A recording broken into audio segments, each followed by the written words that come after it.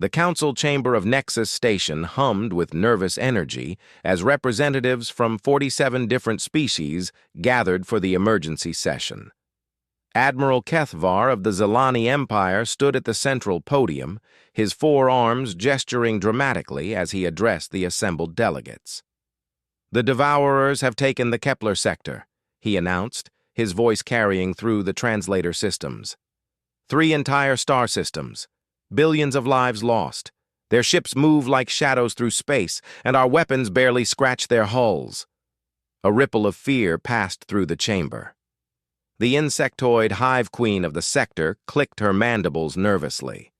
"How many ships do they have now?" "Our latest intelligence suggests over 10,000 vessels, each the size of our largest dreadnoughts. They consume everything in their path. Planets, stations, even asteroids. They're turning matter into more ships." Kethvar's blue skin had turned pale. "At this rate, they'll reach the core worlds within 6 months." The chamber erupted in panicked chatter. Different species spoke in their native tongues, creating a symphony of fear and desperation. The Devourers had appeared from the edge of known space 5 years ago. No one knew where they came from or what they wanted. They simply consumed everything they encountered, growing stronger with each victory. "What about the ancient archives?" asked Dr. Iron, the chief historian of the Galactic Archaeological Institute. Her feathered crest drooped with worry. "Perhaps there are weapons or technologies from the old civilizations that could help us." Admiral Kethvar shook his head. "We've searched every database, every relic. The precursors left behind many wonders, but nothing that can match the Devourers' technology. We need a miracle." In the back of the chamber, an elderly Vorthon scholar named Historian Zephyr raised one of his 6 tentacles. "There is one possibility, though most would call it madness." The room fell silent. Zephyr was ancient, even by Vorthon standards, having lived for over 800 years.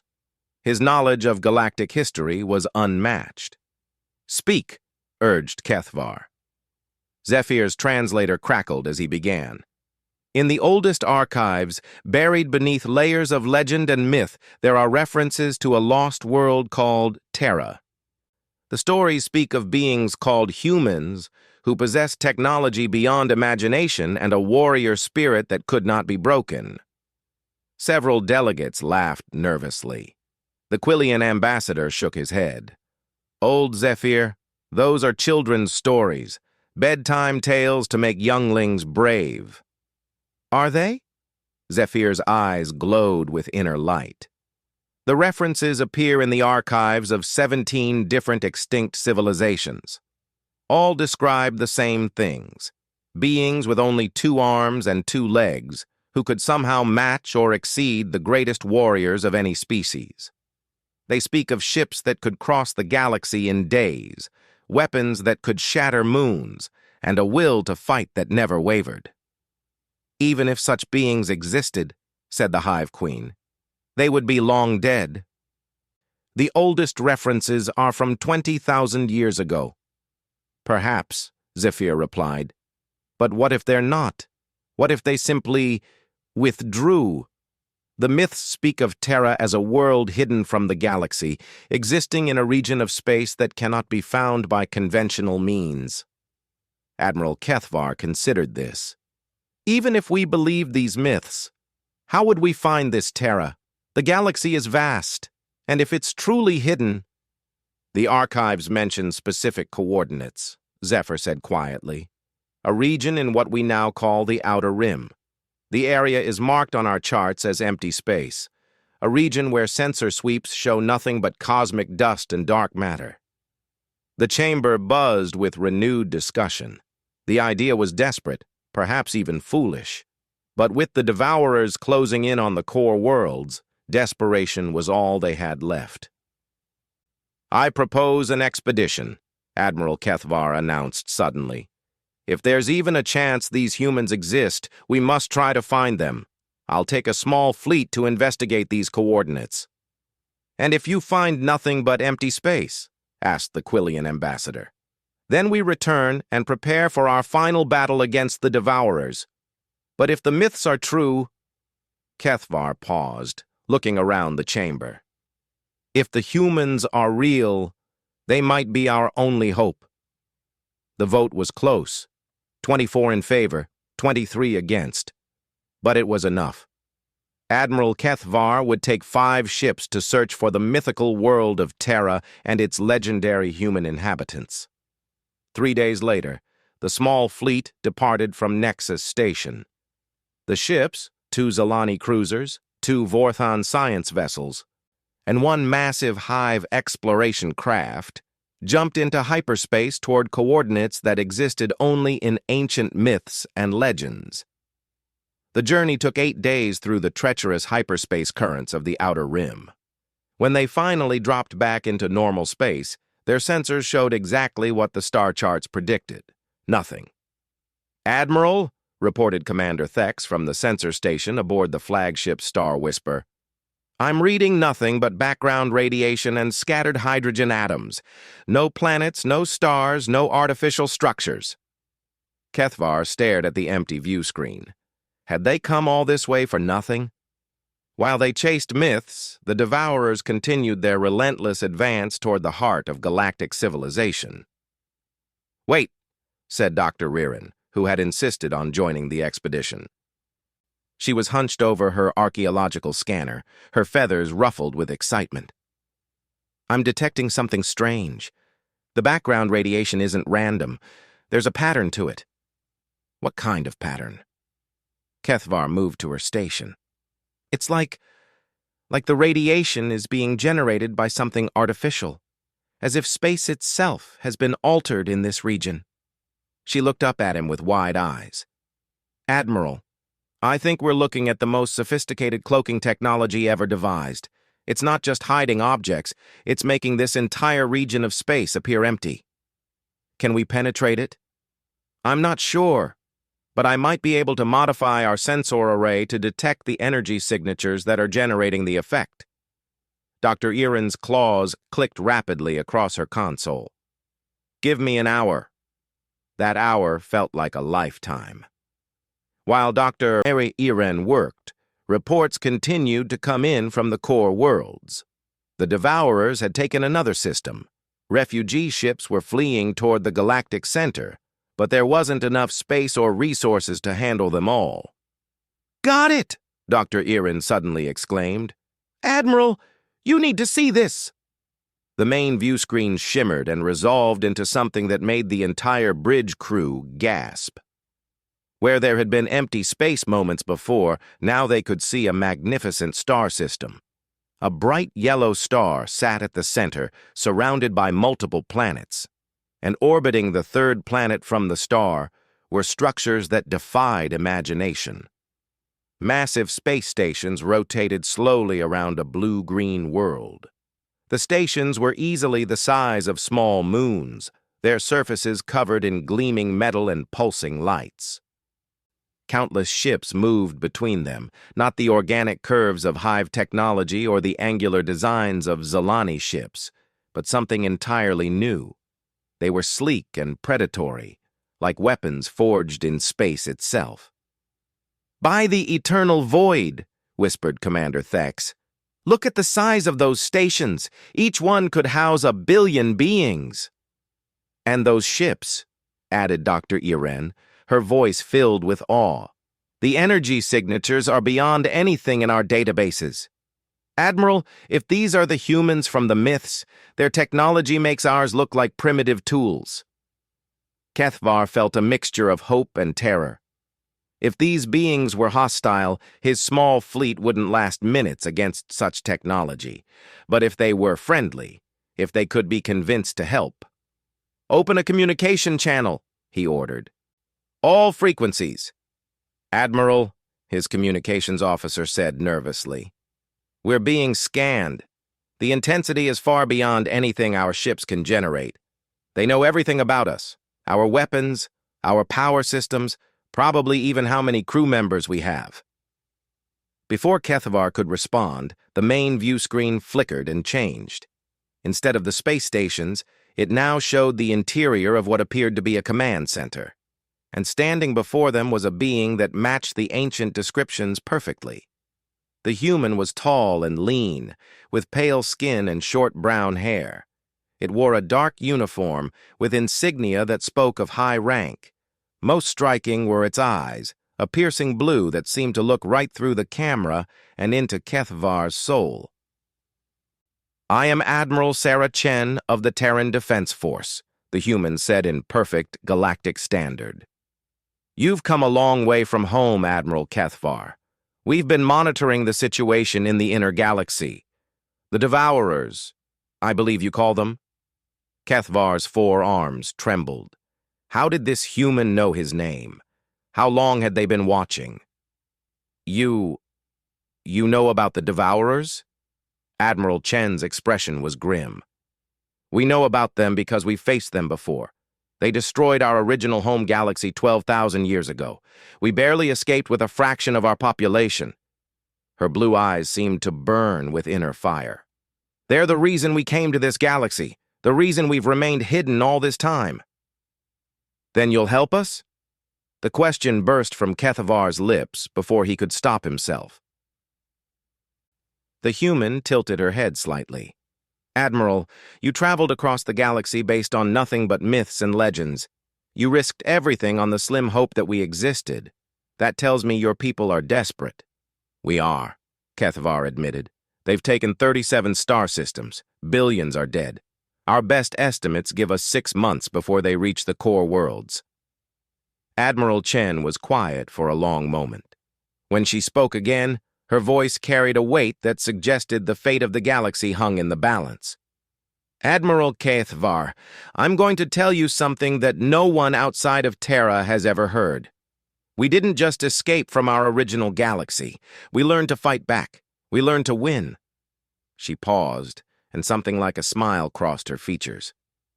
"The Devourers think they're the apex predator in the universe. They're about to discover what happens when they meet humanity." The transmission ended, leaving Kethvar's bridge in stunned silence. Dr. Iron was the first to speak, her voice barely a whisper. "Admiral, what have we found?"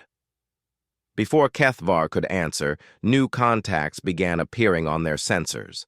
Ships were emerging from the space stations around Terra, but these weren't the sleek vessels they'd seen earlier. These were massive, angular constructs that radiated power like miniature stars. They were warships, and they were moving with purpose. "Admiral," his communications officer called out, "we're receiving departure coordinates and escort instructions. The humans, they're mobilizing their fleet." Kethvar watched in amazement as hundreds, then thousands of ships took formation around the Terran space stations. Each vessel was easily twice the size of the largest galactic dreadnought, and their energy signatures were beyond anything his sensors could fully measure. As his small expedition fleet was guided toward one of the massive space stations, Kethvar realized that the galaxy was about to change forever. The myths had been real. The humans existed. And if Admiral Chen was right about their capabilities, the Devourers were about to face an enemy they never expected. The long-hidden guardians of Terra were finally ready to emerge from the shadows. The real war was about to begin. The Battle of Proxima 7 was supposed to be the galaxy's last stand. Admiral Kethvar stood on the bridge of his flagship, now part of a massive combined fleet of over 15,000 ships representing every major species in known space. The largest armada in galactic history faced an even larger swarm of Devourer vessels emerging from the twisted space around the dead world of Proxima 7. "Enemy count now at 18,000 and climbing," reported his tactical officer. "They're still producing new ships from the matter they've harvested from the planet." Kethvar's forearms gripped the command rail as he watched the dark shapes of Devourer ships spreading across the void like a malignant infection.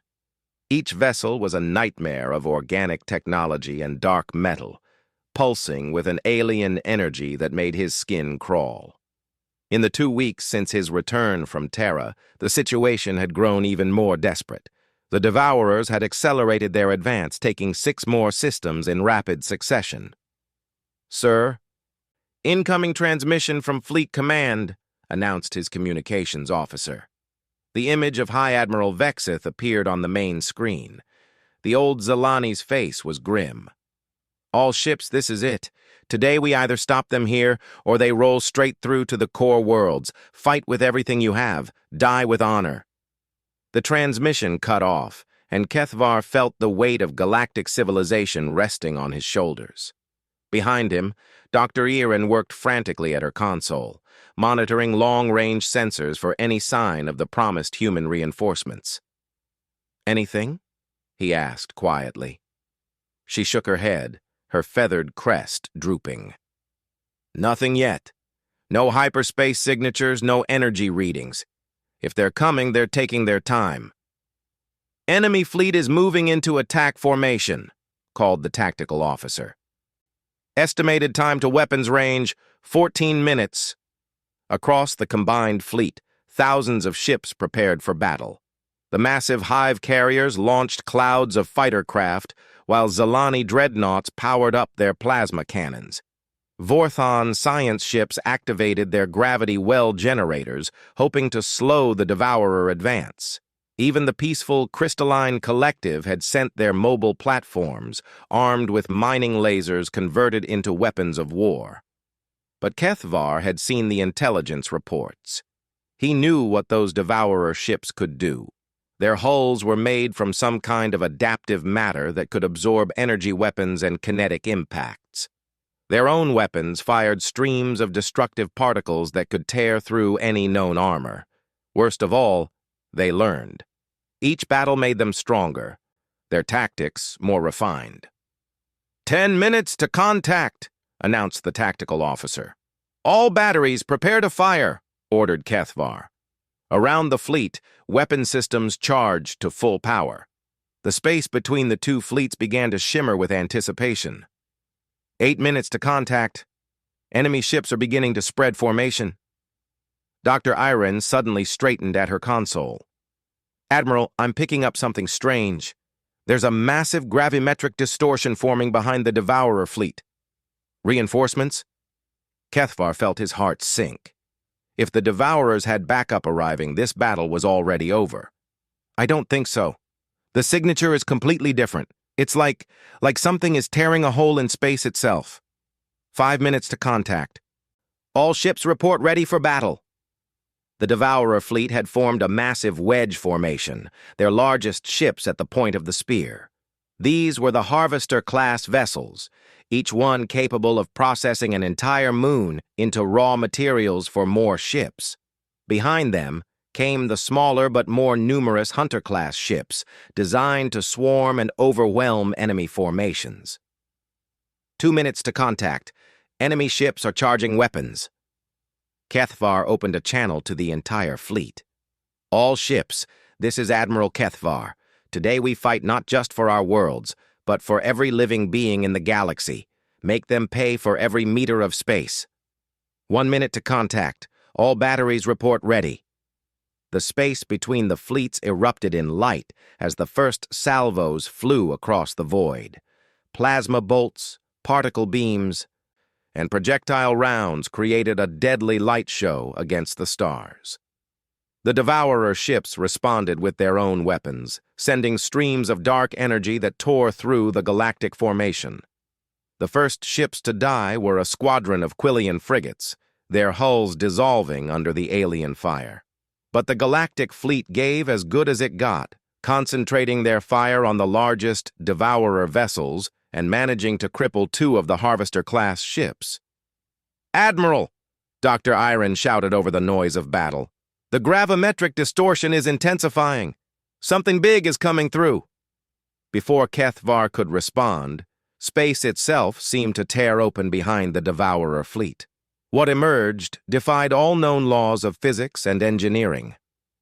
A ship of impossible size materialized from the tear in reality, easily 10 kilometers long and bristling with weapons that looked like they belonged in the dreams of mad gods. "By the eternal void," whispered Commander Thex. "What is that thing?" The massive vessel was unlike anything in the galactic databases. Its hull was a dark metal that seemed to absorb light, broken by veins of blue energy that pulsed like a heartbeat. Along its flanks were weapon ports the size of starfighter hangars, and at its prow was a massive cannon that could have doubled as a space station. More tiers began opening across space. From each one emerged more human ships.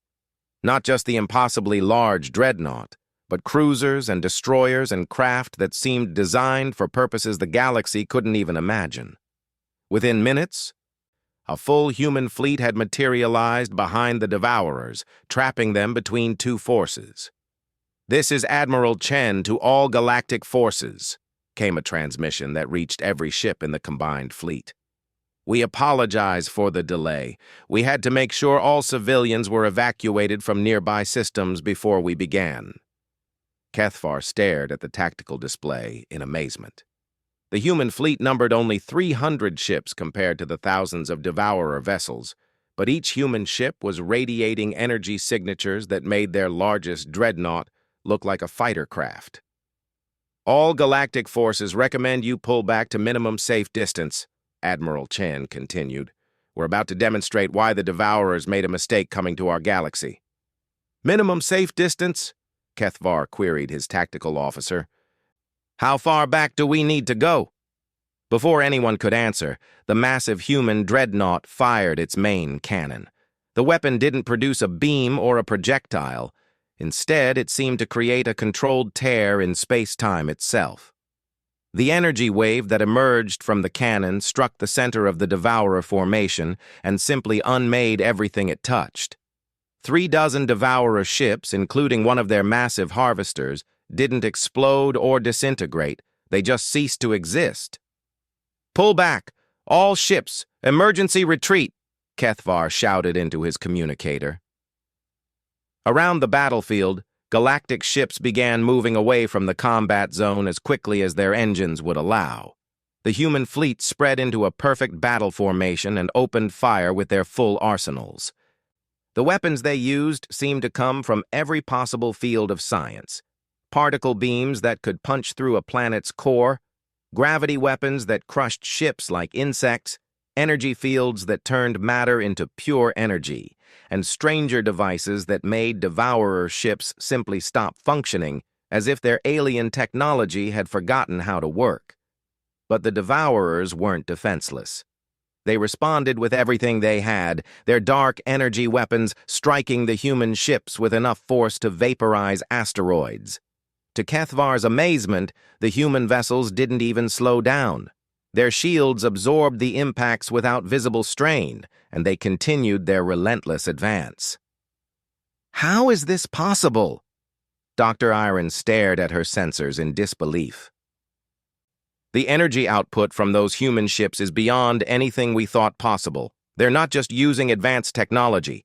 They're using physics we don't even understand." The battle that followed was less a fight than a demonstration. The Devourers, who had seemed invincible to the galactic forces, were being systematically destroyed by human weapons that treated their adaptive hulls like paper. The aliens' learning ability, so effective against galactic technology, seemed useless against human devices that operated on principles beyond their comprehension. "Admiral Chen to Devourer Fleet," came a transmission on all frequencies. "This is your only warning. Withdraw from this galaxy immediately, or we will demonstrate why your kind fled from our original home in terror." The Devourer response was predictable. They charged. Every remaining ship in their fleet, over 12,000 vessels, formed up for a final desperate assault on the human formation. Dark energy weapons charged to overload levels, and suicide ships began their runs toward the human dreadnoughts. Admiral Chen's reply was spoken in a voice as cold as space itself. "Very well. You've made your choice." What happened next would be talked about in military academies for the next 1,000 years. The largest human dreadnought, the ship Admiral Chen had identified as the Sword of Terra, began to glow with an internal light that was visible even through its dark hull. Energy readings spiked beyond measurement as the ship's true purpose became clear. "It's not just a ship," Dr. Iren whispered in awe. "It's a mobile superweapon." The Sword of Terra fired a single pulse of energy that expanded outward in all directions. When the pulse reached the Devourer fleet, every single ship simply stopped. No explosions, no debris fields. They just froze in space as if time itself had halted around them. "What did they do?" asked Commander Thex. Admiral Chen's voice came over the communication channel, answering the question none of them had dared to ask. "Temporal stasis field. The Devourer ships are now trapped in bubbles of frozen time. They'll remain that way until the heat death of the universe, perfectly preserved but unable to affect anything." Across the galactic fleet, crews stared in stunned silence at the battlefield. In the space of 20 minutes, the human fleet had eliminated the greatest threat the galaxy had ever known without losing a single ship. The Devourers, who had consumed entire civilizations, had been defeated so thoroughly that they no longer existed as a threat to anyone.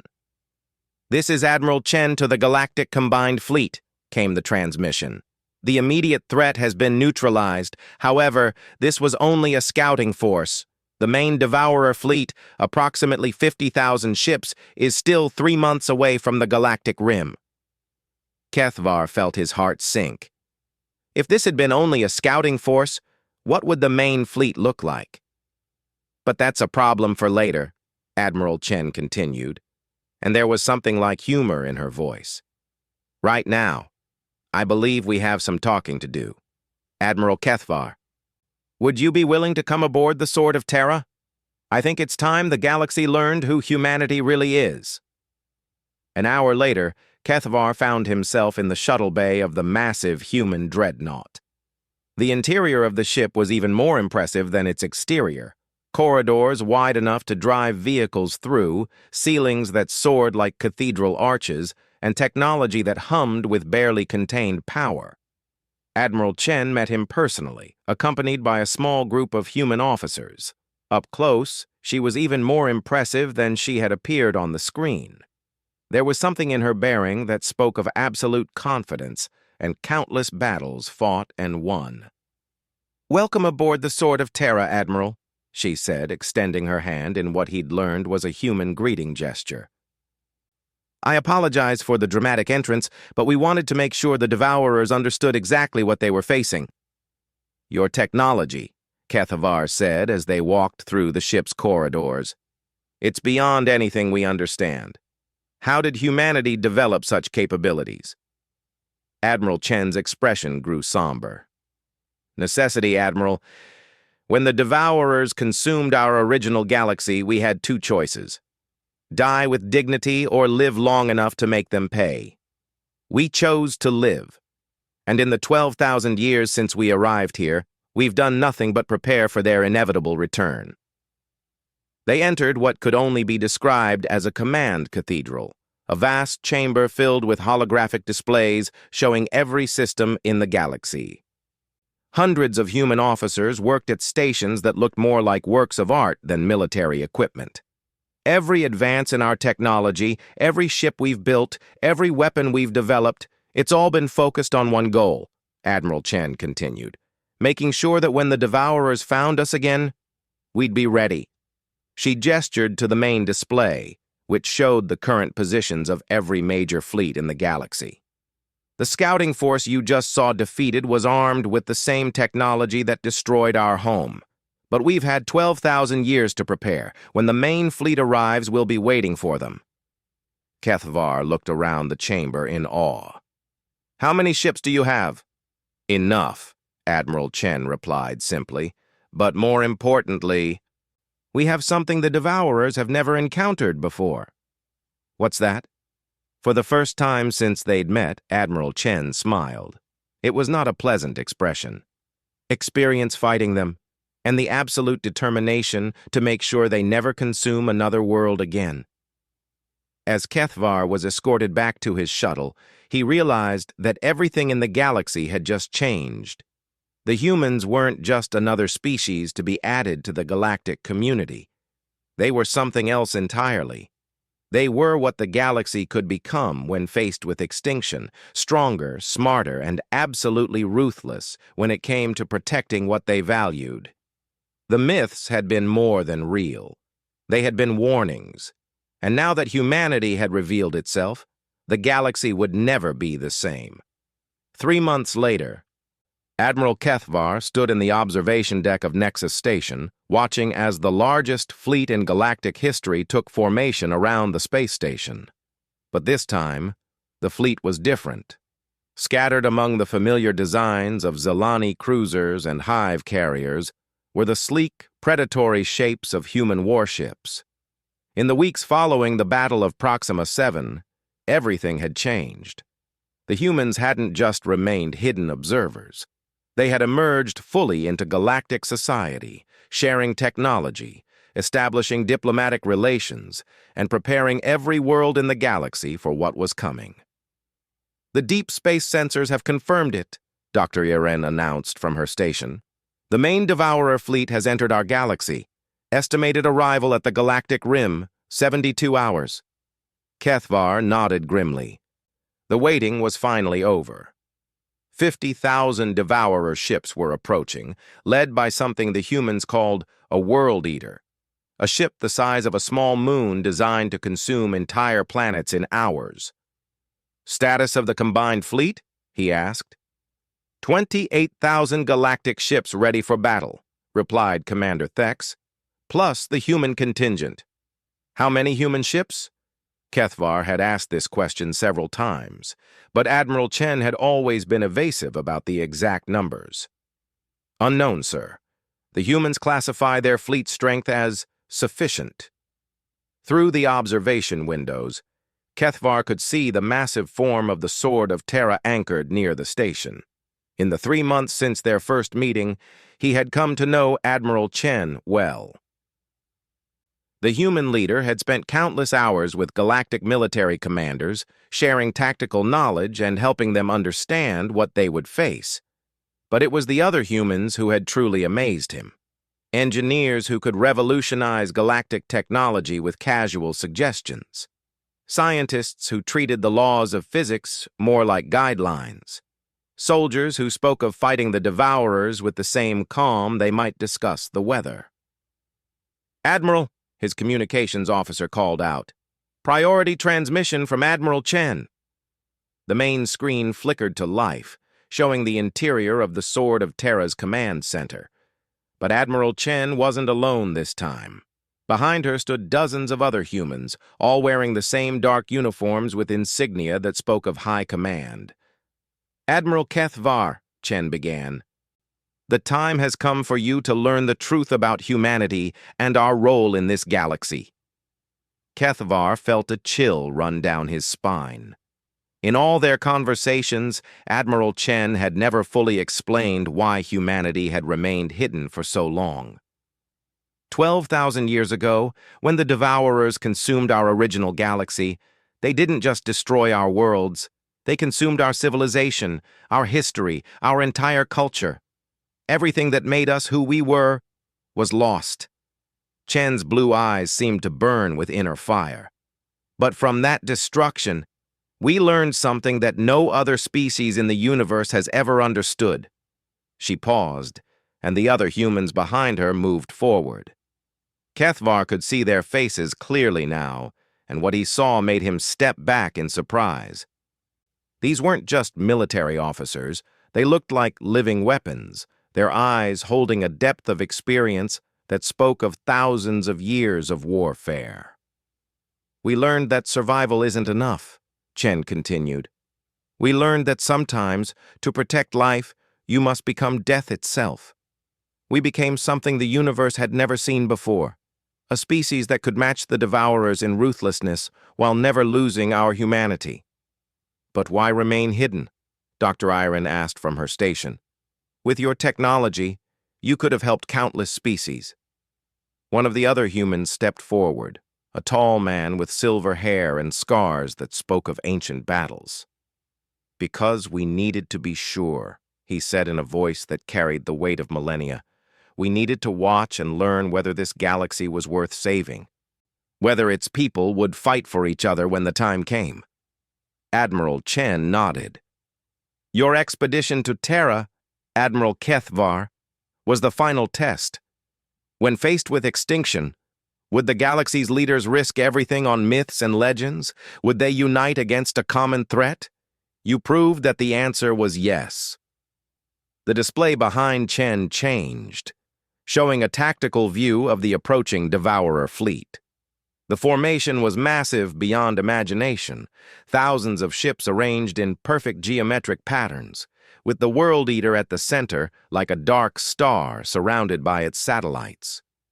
The Devourers believe they're facing the same broken galaxy they've been consuming for months, Chen explained. They have no idea what we've prepared for them. What have you prepared? Kethvar asked, though he wasn't sure he wanted to know the answer. Admiral Chen's smile was cold as the void between stars. Everything we've learned in 12,000 years of preparing for this moment. Watch. The display zoomed out, showing not just the Devourer fleet, but the entire sector of space around it. At first, everything seemed normal. Then, one by one, stars began to move. By the eternal void, whispered Commander Thex. Those aren't stars. Correct, said the silver-haired human. They're ships. We call them the Guardian Fleet, vessels we've been building and positioning throughout the galaxy for the past 1,000 years. Each one is approximately the size of your average moon. Kethvar watched in stunned amazement as dozens of massive shapes revealed themselves, dropping their stealth systems and moving into position around the approaching Devourer fleet. The Guardian ships were beyond anything he had imagined possible. Mobile space stations armed with weapons that could crack planets. The Devourers will be trapped in a sphere of fire, Admiral Chen explained. But that's just the beginning. Over the past 3 months, we've been sharing technology with your forces. Your ships are now armed with our weapons and protected by our shields. For the first time in galactic history, we fight as one people. A new voice joined the transmission, calm, mechanical, but somehow unmistakably human. Admiral, this is ARIA, the Artificial Intelligence Coordination Network. All Guardian ships report ready. The Devourer fleet will enter the containment zone in 37 minutes. Kethvar felt his world shift. The humans had artificial intelligences working with them. Every other species in the galaxy had tried to create AI and failed, usually catastrophically. Aria has been with us since the beginning, Admiral Chen explained, noting his expression. When we lost everything to the Devourers, we realized we needed to become more than just another biological species. Aria represents the synthesis of human creativity and machine precision. The next 37 minutes passed, intense preparation. Across the galaxy, every available ship moved to predetermined positions. Space stations went to maximum alert. Entire worlds held their breath. Then the sensors detected the first Devourer ship entering the galactic rim. This is Admiral Chen to all forces, came the transmission on every frequency. Today, we end 12,000 years of exile. Today, we show the Devourers what happens when they threaten our home. The Devourer fleet emerged from hyperspace in perfect formation, their dark ships spreading across space like an infection. At their center, the World Eater pulsed with malevolent energy, a sphere of black metal and organic components the size of Earth's moon, designed to consume entire worlds. For a moment, the two fleets faced each other across the void, 50,000 Devourer ships against 28,000 galactic vessels and an unknown number of human craft. Then Admiral Chen gave the order that would reshape the galaxy forever. All ships, open fire. Aria, initiate Protocol Omega. What followed wasn't a battle, it was an execution. The Guardian ships fired first, their weapons reaching across impossible distances to strike the Devourer formation. But these weren't the energy weapons or projectile systems the galactic species understood. The Guardian ships wielded forces that operated on fundamental levels of reality itself. Some Devourer ships were simply erased from existence. deleted from the universe as if they had never been built. Others collapsed into microscopic black holes that consumed their neighbors before evaporating into Hawking radiation. Still others found their matter converted directly into energy, creating miniature supernovas that lit up the void. But the most terrifying weapon was reserved for the World Eater itself. As the massive vessel moved toward the nearest inhabited system, space around it began to change. Reality itself seemed to rebel against the ship's presence, and slowly, impossibly, the World Eater began to shrink. Dimensional compression field, Admiral Chen explained calmly as they watched. We're reducing the number of spatial dimensions the ship exists in. Soon it will be compressed into a two-dimensional plane, then a one-dimensional line, and finally into a point of zero-dimensional space. The Galactic Fleet, enhanced with human technology, joined the assault. Ships that had barely been able to scratch Devourer hulls now tore through them like paper. Weapons that had been ineffective now found their targets with perfect accuracy. For the first time in the war, the Devourers were outmatched. But the humans weren't finished. As the last of the Devourer ships fell to the combined assault, Admiral Chen opened a communication channel that reached across space to the Devourer's home galaxy. This is Admiral Sarah Chen of the Terran Defense Force, speaking to any Devourer forces receiving this transmission, she said, her voice carrying the authority of an entire species. Your advanced fleet has been destroyed. Your World Eater has been neutralized. This galaxy is now under human protection. She paused, letting the weight of her words sink in across the vast distances of space. You consumed our original home because we weren't ready for you. You've spent 12,000 years spreading across the universe, believing yourselves to be the ultimate predators. That ends now. Any Devourer ship that enters this galaxy will be destroyed. Any attempt to attack the species under our protection will result in retaliation against your homeworlds. The transmission ended, leaving the Galactic Fleet in stunned silence. In the space of hours, humanity had not only saved the galaxy but had effectively declared war on the Devourers across the entire universe. Admiral, Dr. Erin said quietly, what happens now? Admiral Chen turned to face the camera, and for the first time since they'd met, Kethvar saw something other than warrior's determination in her eyes. He saw hope. Now we rebuild, she said simply. For 12,000 years, we've been preparing for war, but we never forgot what we were fighting to protect. We've seen what this galaxy can become when its people work together. We've seen the courage and determination of species who refuse to surrender even when facing extinction. The display changed one final time, showing a map of the galaxy with thousands of points of light marking human installations that were now revealing themselves for the first time. The age of hiding is over, Admiral Chen continued. We're ready to join the galactic community as partners, not protectors. We have technology to share, knowledge to offer, and stories to tell, but most importantly, we have a promise to keep. What promise? Asked Kethvar. That as long as humanity exists, no species will ever again face extinction alone. The galaxy is under our protection now, but it's also our home. We'll stand together against any threat, explore the unknown together, and build a future that's worthy of all the sacrifices that brought us to this moment. Years later, when galactic historians wrote about the day humanity revealed itself to the universe, they would call it the beginning of the Golden Age. Technology advanced at an unprecedented rate as human knowledge merged with galactic innovation.